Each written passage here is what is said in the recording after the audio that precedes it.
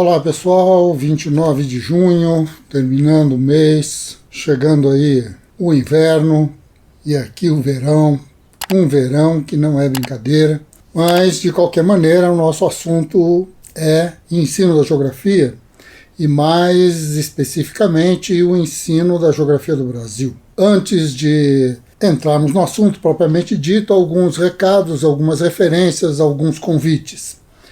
O primeiro deles é que amanhã teremos mais um podcast com a Lucimar Siqueira, uma companheira nossa lá de Porto Alegre, que vive em Porto Alegre e que trabalha lá no Observatório da Metrópole. Lucimar tem uma vida, uma experiência muito grande com os movimentos de bairro, com os movimentos nas periferias de grandes cidades e teve uma vida dedicada a isso dentro da cidade de Porto Alegre, pelo menos uma parte grande desses últimos 10 ou mais anos.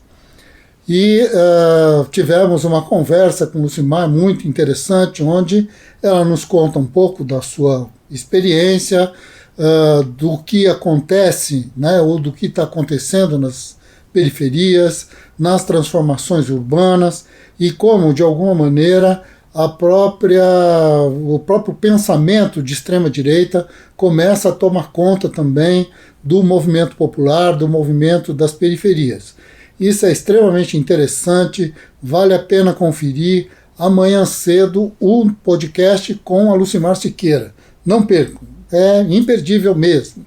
Mais uma live, dessa vez não vou estar presente, mas de qualquer maneira ela vai ser retransmitida pelo nosso canal. Vocês podem acessar aí esse canal do YouTube e que na quarta-feira, às 14h30, horário de Brasília, vamos ter mais uma live com o título A Representação do Espaço pelos Povos Indígenas. Esse é um título bastante interessante, que essa live vai estar a Lohane no controle da mesa, mas vamos ter então professores de universidades, lá da Universidade Estadual de Goiás, né, representantes dos povos indígenas que vão estar ali presentes também, conversando sobre isso, e aí vocês vão ter aí mais um quadro, mais um passo, não é? Nessa tentativa nossa de abrir esse espaço e de colocar em discussão um dilema de centenas de povos que vivem no nosso país e que, de alguma maneira, como disse já o Eduardo Carlini, sofrem um processo brutal de apagamento, não é? Assim, de uma tentativa de fazer com que simplesmente desapareça até da nossa memória. E a gente está fazendo um esforço no sentido contrário, de que não desapareça de jeito nenhum. Então, vamos lá, vamos nessa conversa que vai ser uma coisa bastante interessante, que é justamente questionar essa dimensão, né, esse conceito de espaço que está colocado para os povos indígenas, o como, de uma maneira ou de outra, nas suas diferenças, fazem as possíveis leituras sobre uma das categorias fundamentais do conhecimento científico desde o final do século XIV, início do século XV principalmente. Muito bem, retomando aí a nossa geografia do Brasil, isso e o ensino da geografia do Brasil. Nos vídeos passados vimos que duas questões são fundamentais. De um lado, a identificar os sujeitos que constroem o Brasil. Quem são esses sujeitos? Quem é o tal do brasileiro? Como somos nós? Que diferença existe entre nós? Como é que isso se constitui? E, portanto, são exercícios a serem feitos em sala de aula de diferentes maneiras, desde lá dos primeiros anos do ensino fundamental até o final do ensino médio, onde a pergunta é justamente essa: como você identifica o brasileiro? Quem é você? Como você se relaciona com isso? E se você de fato, se considera como brasileiro e como se relaciona, então, com os diferentes povos, as diferenças que existem bairro a bairro, cidade a cidade, estado a estado, região a região, e que constitui o país.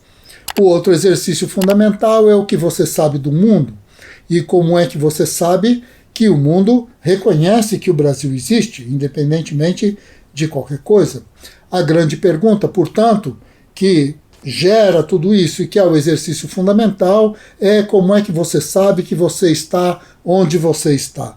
Essa é uma pergunta aparentemente simples, mas dificílima de responder. Porque, no final das contas, saber que eu estou onde estou é porque, no final das contas, eu acredito piamente que naquilo que as pessoas dizem, naquilo que meus pais dizem, que a imprensa diz, que as pessoas todas, e que, porque no final, na verdade, eu não consigo me ver num mapa, eu não consigo de jeito nenhum me enxergar dentro do mapa. Eu imagino que eu estou lá, eu imagino que eu faço parte disso, e imagino porque milhões de pessoas imaginam como eu. E essa que é a grande questão. Não só as pessoas que vivem no Brasil imaginam que o Brasil existe, como as pessoas que vivem fora do Brasil imaginam que sabem que o Brasil existe. Então, este jogo, não é, que vai me permitir, então, o reconhecimento do meu lugar, no reconhecimento de como todas as pessoas que me cercam, de uma maneira ou de outra, me cercam porque são próximas, porque vivem na mesma casa que eu, me cercam porque fazem parte da minha rede do Facebook, da minha rede de sei lá o quê. Bom, mas de qualquer maneira estão próximos de mim, estão próximos porque dialogam comigo, não é? Porque de alguma forma dizem para mim quem eu sou e eu digo para elas o que eu acho que eu sou e o que eu acho que elas são. É nesse sentido, então, que construímos comunitariamente, socialmente, uma identidade. Mas isso não basta para se saber geografia. Na verdade, o que nós estamos fazendo nesse primeiro exercício é reconhecer quem são os sujeitos que constituem a geograficidade do mundo e a geograficidade do Brasil e a nossa geograficidade de cada um de nós. Mas regras existem. Não vivemos de qualquer maneira, já vimos isso no vídeo anterior, e temos então de seguir um conjunto de passos. Acho que uma das questões mais importantes para isso é que a geografia tradicional tinha os seus passos. Num primeiro momento, discutíamos o relevo do Brasil e estávamos lá vendo onde estavam os planaltos, onde é que estavam as planícies, onde estavam as bacias hidrográficas, a vegetação, esse tipo de coisa que nós chamamos genericamente de geografia física. A partir daí entramos na tal da geografia humana e vamos colocar então um monte de gente dentro deste mapa que se constituiu, não é, no formato de relevo, no formato de clima, no formato da geografia física. Mas de qualquer maneira, vamos a um terceiro movimento, que é então a tal da geografia econômica. Como diria o grande Rui Moreira, o grande geógrafo brasileiro, que nos ensinou já há muito tempo que nós nos acostumamos a ter um relevo sem gente, gente sem relevo e uma economia que não cabe em lugar algum. E, portanto, discutimos um Brasil que simplesmente não existe, um lugar sem relevo não existe, mas um relevo sem gente também não existe. Então, nesse sentido, a grande questão é que discutimos um Brasil que simplesmente não existe. É uma ficção, não é? Então, a grande questão é, se isto não pode ser dessa maneira, então como será? Que passos devem ser dados? Que coisa deve ser feita? A primeira delas é que precisamos parar para pensar um pouco o que é que determina o quê. Se nós temos diferentes aglomerações de sujeitos, brasileiros se espalham de uma maneira muito diferente na Amazônia do que no estado de São Paulo. Brasileiros estão fazendo coisas diferentes lá no Mato Grosso do Sul, em Goiás, que não é a mesma coisa que fazem no Polígono da Seca, na zona úmida do Nordeste, ou então nos Pampas. Somos diferentes, vivemos de maneiras diferentes, produzimos coisas diferentes, nos organizamos para o trabalho de forma diferente. de alguma maneira, temos cidades, manchas urbanas monumentais, como São Paulo, Rio de Janeiro, Belo Horizonte, Porto Alegre e tantas outras. Só São Paulo possui 22 milhões de habitantes na sua região metropolitana. Nesse sentido, então, o que é que faz com que as coisas sejam assim? O que é que organiza a geografia de uma maneira geral? Quem organiza e quem é responsável pela existência da geografia do Brasil? Sem dúvida nenhuma, não é o relevo, e menos ainda a hidrografia. Nós não estamos lá pelas tantas do século XX a.C., onde, se não houvesse um rio, se não houvesse uma fonte d'água, não haveria nenhuma maneira de se agregar pessoas. Nessa altura, a nossa geografia associada, então, à distribuição da água, ela se define, no final das contas, pela quantidade de torneiras e de redes de esgoto que estão distribuídas pelas cidades. O nosso relevo, de alguma maneira, também está associado à grande quantidade de edifícios que estão localizados, de alguma maneira, nos grandes centros urbanos. E assim, nós temos, então, um conjunto de geografias, um conjunto de relações, um conjunto de paisagens muito diferenciado, muito díspare, mas que, de alguma maneira, vai sendo definido e construído a partir de uma única estrutura lógica. Uma estrutura lógica que se associa à diferencialidade das pessoas, à diferencialidade de como a história de cada lugar foi se construindo, e esta nova maneira, esta nova lógica vai se impondo. Já não somos o Brasil das capitanias hereditárias, não somos o Brasil da expansão do café, da expansão do algodão, do ouro nas Minas Gerais. Este Brasil já não existe mais.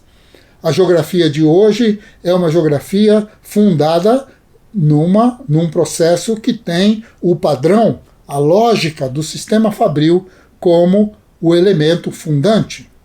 Portanto, onde se produz, como se produz numa fábrica, é justamente este o movimento que vai nos permitir dizer, então, por que vivemos como vivemos e por que vivemos onde vivemos. Nesse sentido, então, a grande questão que nós vamos desenvolver mais para frente, não é? Porque, verdadeiramente, há um conjunto de dados extremamente importante a ser desvendado, que é justamente o que permite a organização geral e o sentido e a importância. Então, se nós temos grandes minas de ferro, sim, temos, mas para que serve o ferro e para quem serve o ferro? Se nós temos grandes cidades, como São Paulo, como Belo Horizonte, como Rio de Janeiro, como tantas outras, como Cuiabá, como Campo Grande e tal, por quê? Por que vivemos em cidades? Por que não nos espalhamos todos? Se temos 8 milhões e 500 mil quilômetros quadrados de terra, de área, por que estamos concentrados e tão amontoados em grandes cidades? O que é que nos leva a esse tipo de coisa?